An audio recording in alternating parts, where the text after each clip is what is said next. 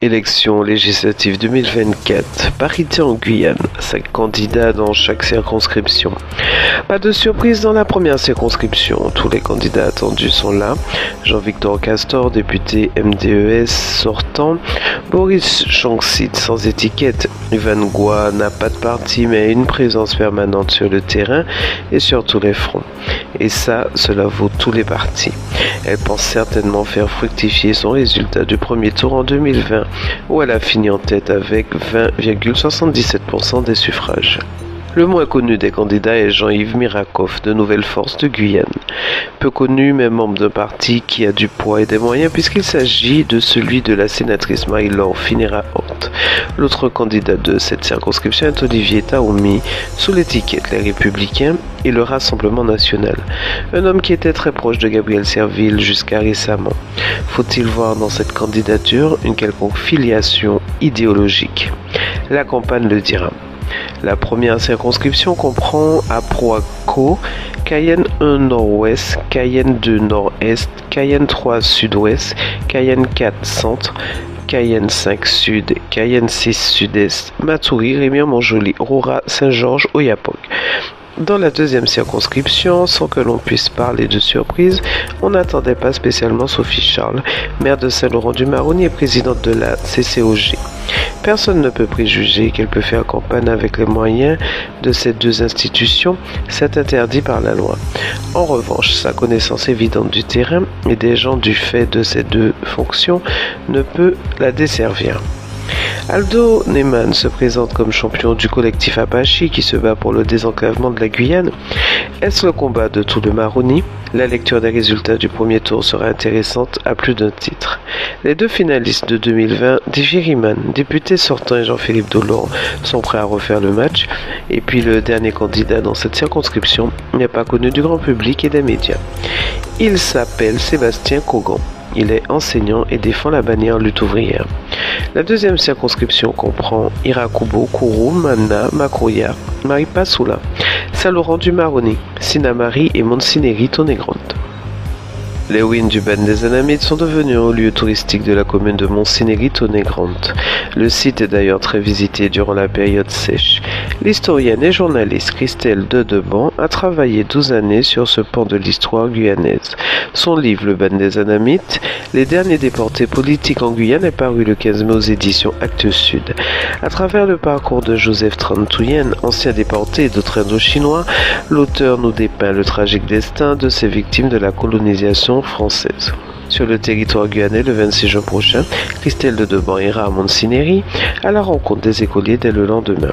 Elle sera en conférence le 28 juin au bourg de Tonégrande et le 5 juillet à la Maison des Cultures et Mémoires guyanaises. Christelle Dedeban échangera avec ses lecteurs durant ce séjour guyanais à l'occasion de séances de signature chez les libraires. Le Touloulou Magazine existe en Guyane depuis 29 ans, dont la 24e édition est sortie la semaine dernière.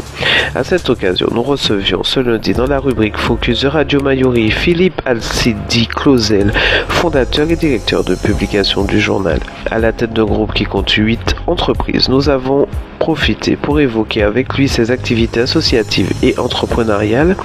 Je vous propose d'en écouter un extrait. Oui, alors c'est vrai que le Touloulou Magazine aujourd'hui a 29 ans d'existence, 29 ans que cette revue associative, parce qu'il faut le dire, c'est une revue qui est éditée par l'association-touloulou.com et c'est vrai que 29 ans, ça compte et c'est vrai que aujourd'hui dans le paysage du carnaval guyanais, tout un chacun connaît, a entendu parler ou a feuilleté les pages de Touloulou Magazine et on me le réclame des fois en me disant mais comment, c'est pas encore sorti Touloulou Magazine? Et non, mais c'est périodique, c'est annuel en fin de compte, nous sortons une revue à l'année et en 29 ans, c'est vrai que nous avons sorti 24 revues, nous sommes sur la 24e édition de Touloulou Magazine. Ça sort de l'imprimeur, je l'ai imprimé en Guyane parce que nous tenons aussi à faire l'impression en Guyane et c'est très important. Alors ça vient de sortir, ce sera dans les cœurs ce vendredi, vous pourrez vous le procurer sur Touloulou Magazine au prix de 5 € seulement parce que c'est vrai que nous avons voulu sortir une revue qui ma foi, qui permet à tout un chacun de pouvoir se le procurer et se dire, bon ben, je m'offre mon Toulouse Magazine, ou j'offre Toulouse Magazine, ou je l'envoie, comme beaucoup le font depuis des années, en métropole, aux États-Unis, partout dans le monde où les gens aiment le carnaval de Guyane, où on a envie de faire découvrir le carnaval de Guyane. Retrouvez cet entretien en intégralité en vidéo sur notre chaîne YouTube et abonnez-vous. Les dirigeants haïtiens ont récemment limogé Franz Elbé, le directeur de la police nationale d'Haïti, PNH, après des mois de critiques acerbes concernant son incapacité à protéger efficacement les agents face aux attaques incessantes des gangs.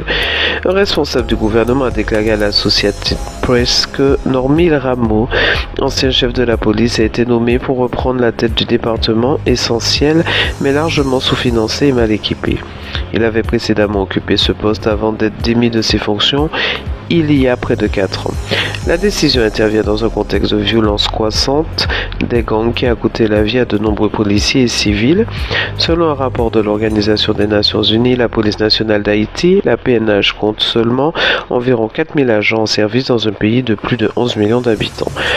Depuis le début de l'année, plus de 2500 personnes ont été tuées ou blessées à travers Haïti en raison de cette escalade de la violence. Parmi les victimes, près d'une vingtaine de policiers ont été tués par des gangs mieux équipés qui contrôlent désormais 80% de Port-au-Prince. Les récents homicides incluent 3 agents d'une unité tactique anti-gang nouvellement créée avec un 4e toujours porté disparu.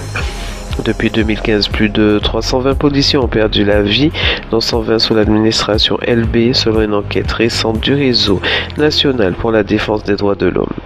La nomination de Normil Rameau coïncide avec l'installation d'un nouveau Premier ministre, Gary Coney, et un cabinet nouvellement sélectionné soutenu par un conseil présidentiel de transition.